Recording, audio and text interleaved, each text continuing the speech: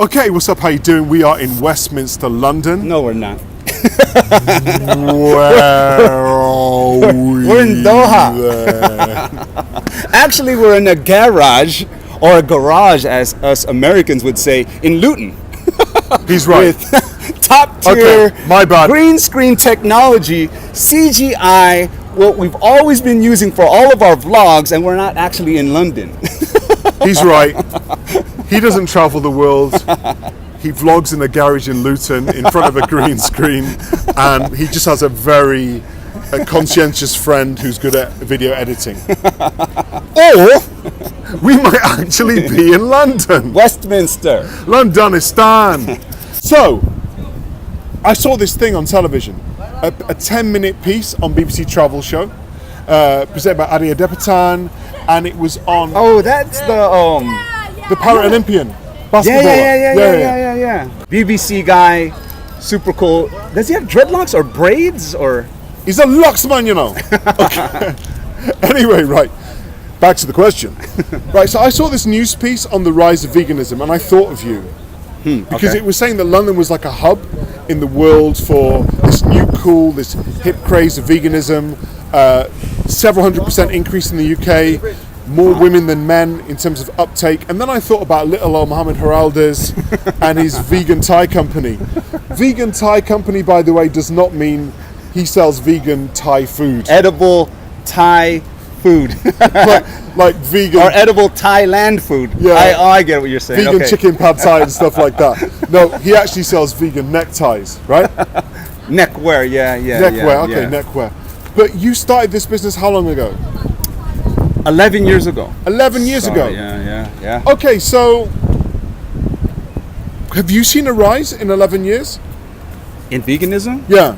So I have to actually give some back because we didn't want to start out as a vegan company. Yeah, because right? that was my other question. Okay, do it that way. So we started, it was a thought 12 years ago, and it took some time. I was employed at the time. Okay. And it came about, and then I started the company, and for 1 year I had the company and I was employed, but because of my poor output, and I was ducking all the time in my cubicle, and on another phone that I owned, and my employers were like, we gave you a phone to use, why do you still have your other phone that you're always on? What's going on? Your numbers are terrible. And then I showed up one Tuesday, and there was a box held by Mr. IT of our company, and he said, hey, Tim wants to talk to you. And I was told to put my personal effects into the box that was there, and I was walked off the premises. I was fired because I was trying to do both of them at the same time, and of course my job was not faring well as I was focusing. So the short version of this is basically, right, you were moonlighting, right? You were working for somebody, and you were and you had a little side hustle that you were trying to make into your main gig. Yeah. And you got called out. Pretty much. They yanked your chain, right? Yep. And they forced your hand, so you had to leave your job and you had to make a success out of your side hustle, probably earlier than you wanted to. Yeah, that's pretty much it. Okay. So I was forced into entrepreneurship. It's not like I decided one day I'm going to quit my job and go for it all the way. No, I was actually... So do you see many people that, like, I guess that there's that kind of idea of entrepreneurship where everyone is starting the side hustle and they have this dream in their head that one day I'm going to like flip the bird to my employer and go like, I don't need you, I'm successful, I got my own business, I got all this funding. For some that actually... Does it actually happen? Happens, but for a majority, it'll probably end up where you get fired like me if it starts really taking off. Because it also depends on the situation, because it was easy money I was making, and it allowed me to work. So I had two kinds of course, in starting your company, it's struggling, but I had money from my job, and then I had the money from my company that was sucking up all my money, because for the first few years, your company's only sucking in money and it's not putting out any money. But I was forced into entrepreneurship immediately. Okay. 1 year into it. Why neckties? Like, you could have done anything. Because I'm not gonna. No, you know what? you're gonna have to read my book, Okay. to know about all of that. Because it's kind of specific. Like, Yeah, you know, no. some You're people- gonna have to read my book. Or you're gonna To tell me that, God- like- to God through money. Why vegan neckties? Okay, the reason I'm asking is because a light bulb went off in your head, obviously, Yeah, right? And you decided that you would reframe your Yeah. proposition, Yeah. right? I don't No, want to say, I don't want to use the word rebranding because that seems to be, everyone is rebranding everything these days, and it isn't necessarily rebranding. But you decided to not even reposition, No, it was because same product, but it was just an outside the descriptor. force Yeah. came in Okay. and forced our hand to be much more inclusive, Okay. and much more mainstream. So that's the reason why it then became named a vegan neckwear company. But veganism isn't necessarily mainstream, or it wasn't like whatever. Definitely not 11 years ago. Yeah, but what you saw was a group of people with certain characteristics that suggested that you, as for that size business, was the right fit with that audience. Yeah. Okay. Yeah. I mean, we were told explicitly, and it's going to be in the book. Anyway. Yeah. And there are enough people for it to be worth your while. Well, we're here 11 years later, Okay. and a lot of And companies. you call it fail. an autonomous business? Yeah. What does that mean? I'm not there to run it. Okay, so who's Meaning running I it? have employees. Okay, cool. Right. So an autonomous business means, by definition, A system that you built that runs itself with employees that you employ. I guess in comparison to self-employed, where you actually work for yourself, but many people today think that if you're self-employed, you're actually an entrepreneur. You could be, right? Because you have these guys who have tons of money and funding and are still at the helm running it, but at the end of the day, you're still going into the office and working and having to answer to someone. I never took on, well, I did actually take on investors. That's going to be in the book, and they all got paid back handsomely and wanted to reinvest, and I didn't allow them to because I didn't need their money. But yeah, it runs on itself, and that's why I'm here chilling with you in Doha. So, in a lot of pieces that I've seen this year, they talk about the rise of veganism beyond food. But you've always been doing clothing. So was it a surprise to you that you saw more companies calling themselves vegan that aren't producing food, like cosmetics, like fashion? Yeah, I think because as veganism has grown exponentially, like hundreds of percent over years, we'll show some stats and data right here. Companies that wanted to cater to, I guess, overlooked or burgeoning niche markets, hey, if we can target this towards conscious consumers and say, hey, this is a product that you can also like, because we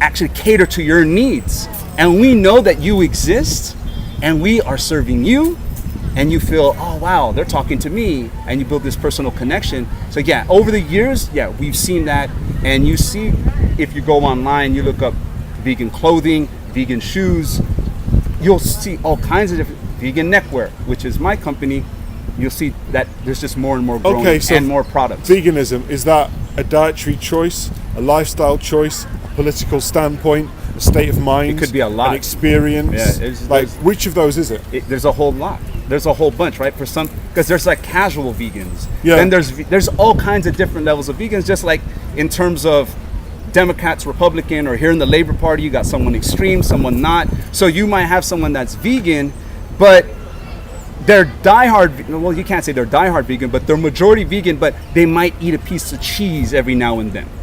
Okay, right? so that was an interesting thing for me, this kind of rise in acceptance of different types of vegan, because before it seemed to be pretty black and white, right? Vegan was largely to do with diet, and then if you were very serious about your vegan standpoint, that would also extend to the commodities that you'd purchase, right? The clothing, the cosmetics, you just wouldn't want certain products around you. But now we see that there are people quite comfortable in calling themselves like casual vegans, part-time vegans, whereas before I think that they would have got a backlash where they said, look, you either are vegan or not. It's like you can't, like, you know, this whole idea of casual or snacking on something. But I think this is just modern day life. Okay. I think with everything now, there are just more and more labels. There are more like today is Friendship Day. We never had that. No, I'm saying they had these new days that are popping up and there's new labels popping up for every single thing that before it just wasn't a liberal or a Democrat, or before it wasn't. It just so in terms of anything you can think of, it's much more nuanced. Gender, right? We were in a discussion about the different, like, what was it, non-binary, which you would never heard 10 years ago. So I think we're just in the world now that we're in of being PC, much more specific. People want to be addressed. People don't want to be excluded. Therefore, if I only eat meat 10% of my week, I don't know what that label is. But I'm pretty sure the people who are diehard in that particular lifestyle have a label. Cool. So I just see this throughout life. So in the piece, what I was interested in was the amount of effort that people make into recreating, you call it like bacon, right? You can make like vegan bacon. Yeah.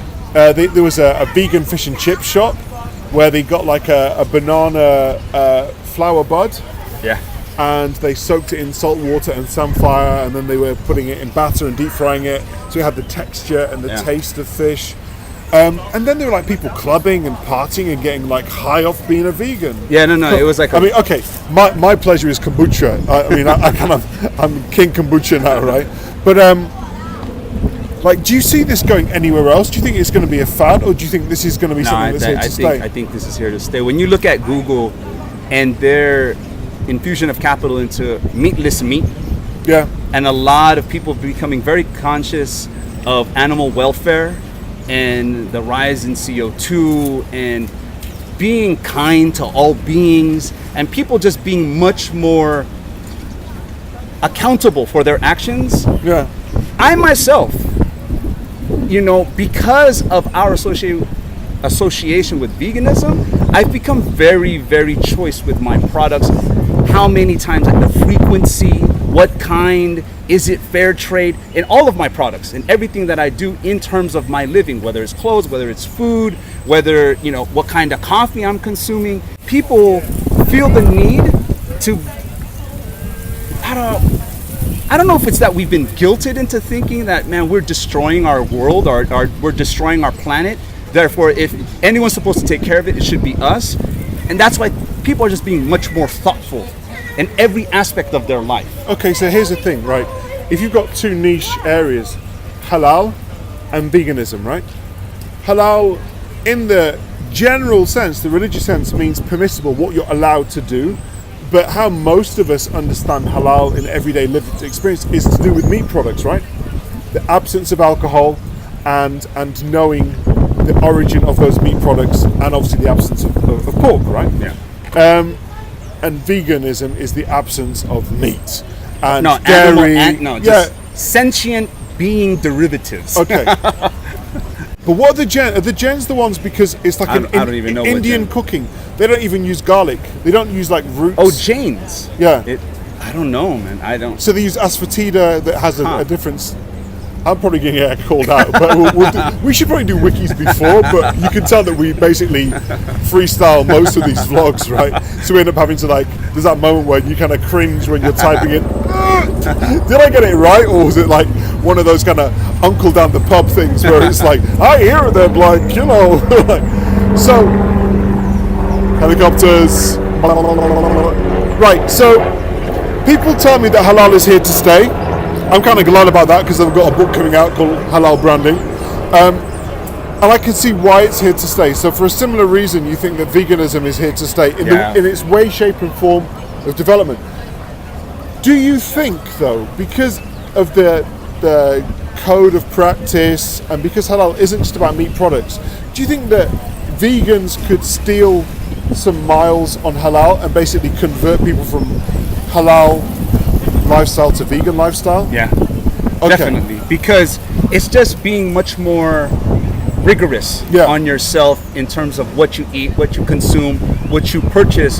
So it's just these gradual steps. Like myself, like I said, I had no vegan inclinations, but because of our association with vegan, I would receive emails from organizations that lived and I guess proselytized the vegan lifestyle.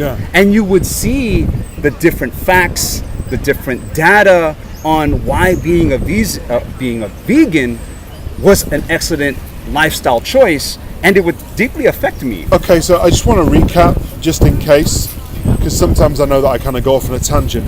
The reason I'm asking the question is because halal, in its general sense, means what is permissible for a Muslim to consume, or how they want to live, or kind of lifestyle aspects. But how most people understand halal is a logo on a packet, which essentially is telling you that it's okay to consume that product because we know about what it's come in contact with, specifically animal-based products and ones with alcohol in them, right? Now, that being the case, what I'm basically saying is veganism is a no-brainer for a Muslim, because Muslims can eat vegan all day. Yeah. Right, because there's no meat touching it. They don't have to see where that's coming from, if there's any pork in it. Okay, they could check for the alcohol. But do you think then, in terms of street credibility, cool, all those things, that maybe some Muslim businesses would favour going to market with a vegan logo over a halal logo if they had the choice, or they would do both?